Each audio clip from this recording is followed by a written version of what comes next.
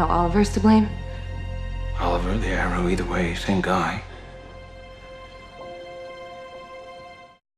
After the Arrow is declared a public enemy, the largest manhunt Starling City has ever seen is unleashed to catch him. But, at the same time, Raz makes an ultimatum.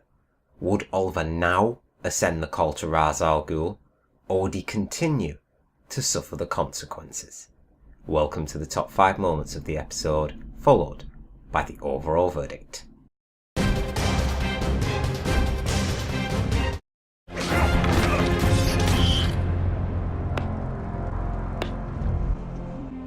Clearly I chose well selecting you as my heir.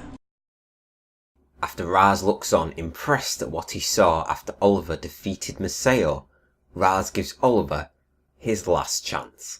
Would he finally give in and accept the offer, or will he continue down the path of defiance? You have but 2 choices. You either ascend to the calling of Ra's al Ghul, or you will spend the rest of your days in a cage.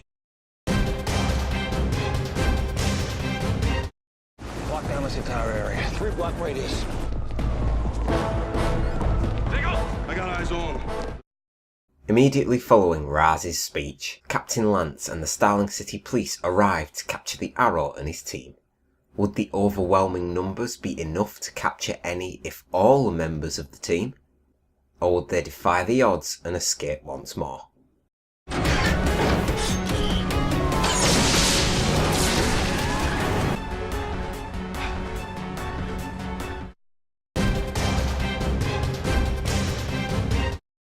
You're him. Ra's al Ghul, it's an honor to meet you. Sarah spoke with such love about her father. This is my daughter's name.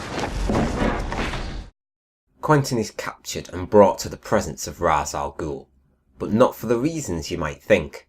Instead of hostile actions, Raz provides Lance with the most valuable information he craves. Oliver Queen is the Arrow.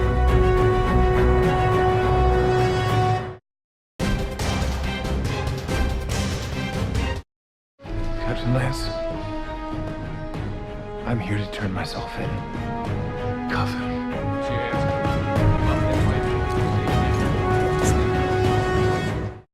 After Lance found out that Oliver Queen was the Arrow, Oliver knew that Raz has left him with only one option. And after turning himself in, he asks his team to follow him just that little bit longer. But I need you to follow me just a little further until it's over.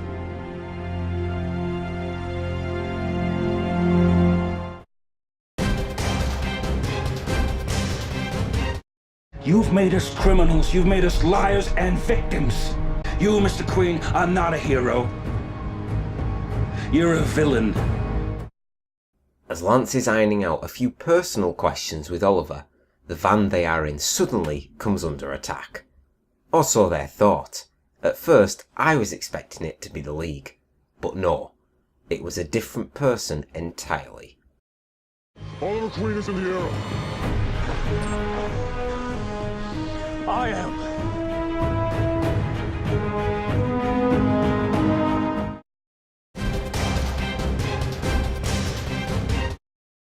My overall verdict for this week's episode of Arrow is an 8 out of 10.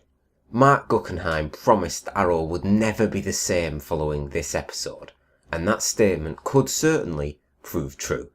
The secret was out, the whole city knows. Oliver Queen is the Arrow, and all of Raz's predictions are coming to pass. He has successfully turned the entire city against the Arrow. Captain Lance's personal crusade was at the forefront as he led what felt like an army of police officers after Team Arrow. The chase sequence that ensued was easily one of the best this season, as it gave a real sense of tension. I personally thought that one of them might actually get caught, like Roy for example, but Lance's personal crusade against the man under the hood became completely in the clear after Raz captured him. Raz informed the leader of the pack, the captain commanding the police force, that Oliver Queen was the Arrow. It was a revelation which Quentin pretty much summed up on his own, to be honest.